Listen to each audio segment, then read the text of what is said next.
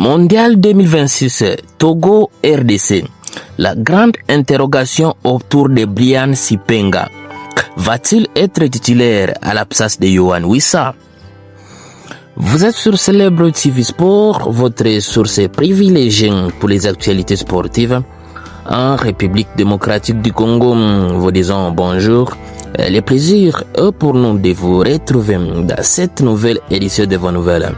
Sur cette chaîne, nous vous parlons sport dans toutes ses dimensions, spécialement des actualités les plus chaudes concernant la tanière des léopards de la RDC, ses internationaux et ses binationaux, et cela dans un rapport de quintessence.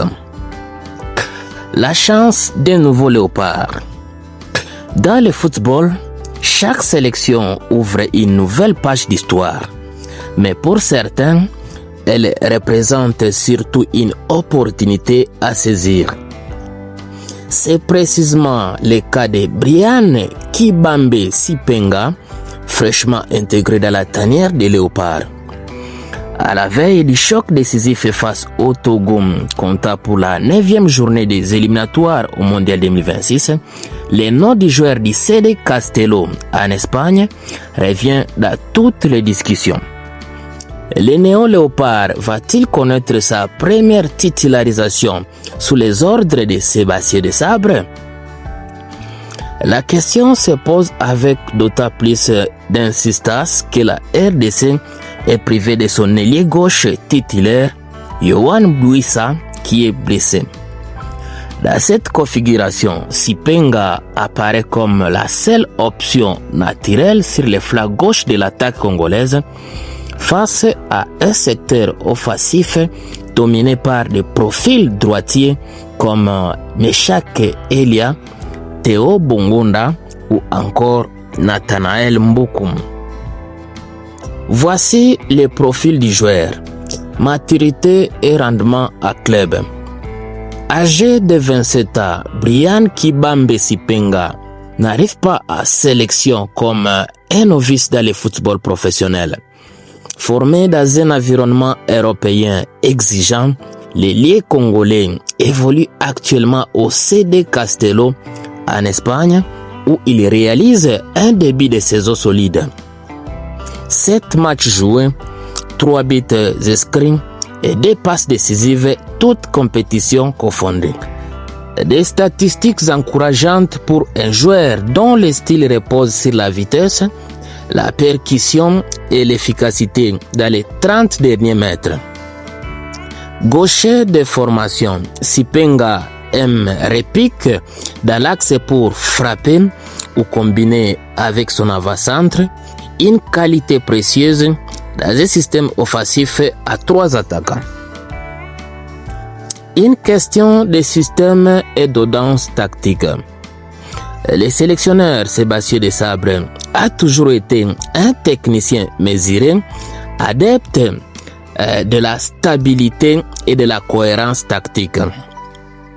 Il privilégie souvent des joueurs ayant déjà intégré ces principes collectifs avant de leur offrir une place de titulaire. Cependant, le contexte actuel pourrait l'inciter à reconsidérer sa logique habituelle. Les besoins des gauchers. Sans Wissa, la sélection manque de profondeur naturelle côté gauche. Sipenga, avec sa patte gauche et sa capacité à étirer les défenses, offre un profil complémentaire à Meshak Elia ou Bongonda qui préfère jouer à droite ou dans l'axe. La dimension tactique. Dans un système à 4-3-3, Sipenga peut maintenir la largeur du jeu, libérant ainsi l'espace intérieur pour les milieux offensifs et permettant un meilleur équilibre entre les deux ailes. La fraîcheur et la forme du moment.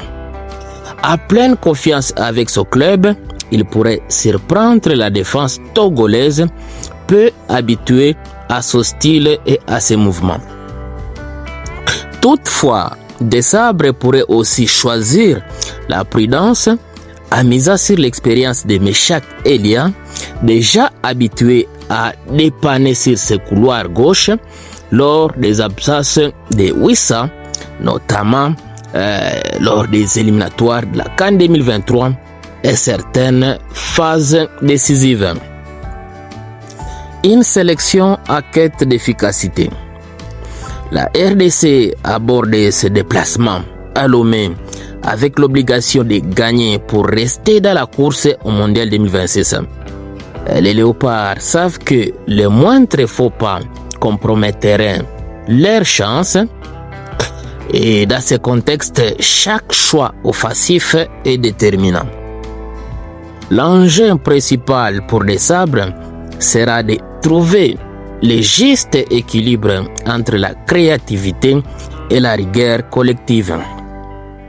Sipenga pourrait incarner cette touche de nouveauté capable de déséquilibrer les blocs togolais, mais il devra convaincre sur plusieurs points.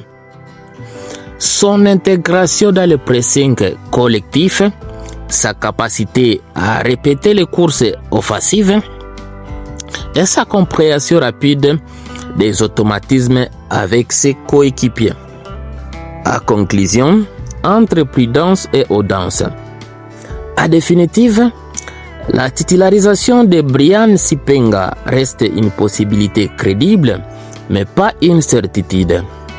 Le staff technique pourrait être tenté par l'audace en offrant à l'ailier du CD Castello l'occasion de faire ses preuves dès sa première cape, profitant de son profil unique à gauche et de sa bonne forme du moment.